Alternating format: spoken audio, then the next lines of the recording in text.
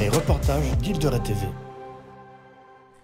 Donc je m'appelle Dorian, j'ai 20 ans et je suis chasseur ou traqueur d'orage.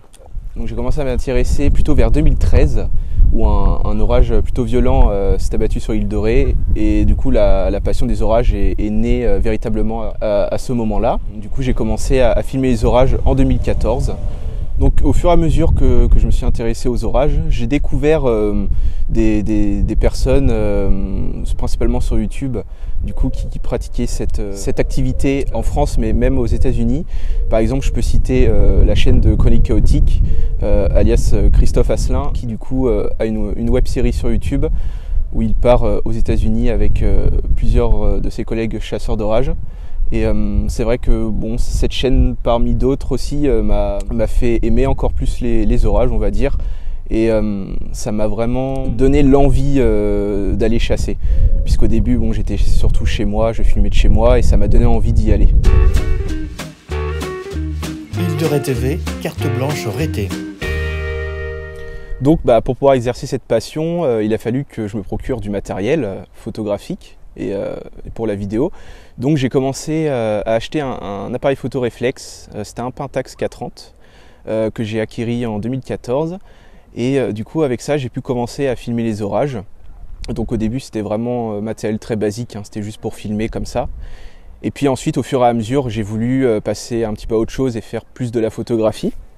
Donc j'ai acheté un nouvel appareil réflexe, un Canon EOS 1300D. Avec ça, du coup, une cellule de déclenchement qui sert à capturer les éclairs. Donc en fait, le principe de la cellule de déclenchement, c'est que à chaque changement de lumière assez brutal, la cellule le capte en fait et déclenche presque directement. Et du coup, l'éclair peut être pris en photo et capté par l'appareil.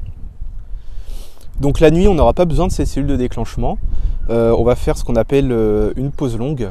C'est quand même une photo qui va durer plusieurs secondes et qui va capturer absolument tout ce qui se passe. Île de Ré TV, l'actualité rétaise. Je chasse les orages avec des amis en fait que j'ai rencontrés via les réseaux sociaux qui ont la même passion que moi. Et puis sinon, j'ai une personne avec qui je chasse quand même plus régulièrement. Donc c'est Anthony. Quand on repère une situation orageuse, donc souvent c'est quelques jours à l'avance, on regarde si on est disponible tous les deux ou avec les personnes avec qui on veut chasser. On chasse un peu partout en France, ça peut être vraiment tout près de chez nous, comme ça peut être à 500 ou 1000 km, tout dépend où sont prévus les orages en fait. Souvent on essaie d'arriver en avance et puis on attend un petit peu, puis en fait quand l'orage se forme, souvent c'est pas exactement où on est. On doit aller le chercher, donc refaire encore des kilomètres pour pouvoir aller à sa rencontre.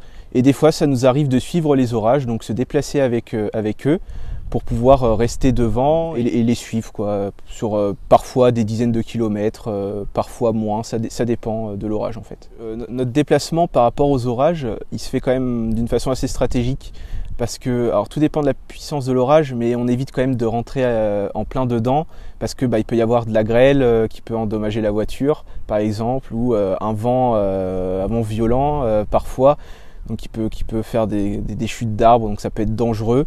On essaye quand même de rester en périphérie des orages généralement pour éviter du coup ces risques. Île de Ré TV, un médium du groupe Île de Ré Communication. Souvent, moi, j'aime bien me mettre au niveau de Rivedoux parce qu'on a une vue qui est orientée sud, sud-ouest, même une vue vers La Rochelle. Donc ça offre un point de vue assez sympa. Et puis sinon, s'il y a des orages qui passent plus vers la Vendée, je me mettrais plutôt côté La Flotte ou Saint-Martin pour avoir une vue plutôt nord. Alors, la saison orageuse en France, elle débute généralement au printemps, donc ça dépend des saisons, mais c'est vers avril-mai, et elle se termine, on va dire, à l'automne. Par exemple, la saison orageuse peut continuer tout l'automne, par exemple, surtout autour de la Méditerranée. Elle débute, oui, à peu près au printemps, un peu partout en France, quoi. Entretien avec Dorian Fischer, traqueur d'orage. Il y a quelques années, quand j'ai commencé, sans permis, c'était un petit peu compliqué. Du coup, mes parents, ils m'aidaient un petit peu en m'emmenant chasser, pas très loin, autour de La Rochelle, de l'île de Ré. J'ai rencontré les personnes qui sont passionnés autant que moi.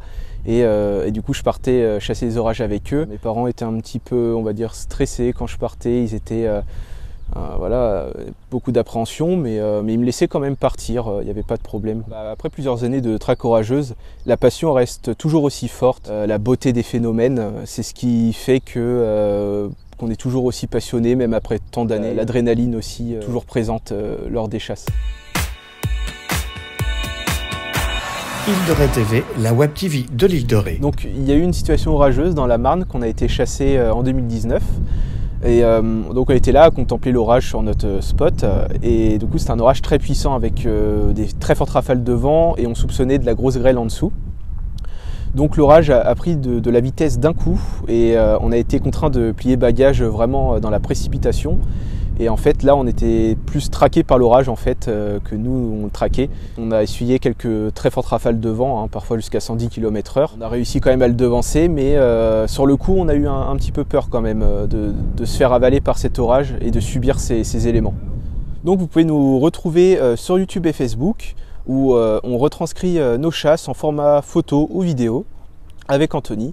Donc la chaîne YouTube et la page Facebook s'appelle Studio Météo. On fait aussi des prévisions météorologiques tous les jours sur la page Météo Nouvelle-Aquitaine. Abonne-toi et like les vidéos d'Île de Ré TV.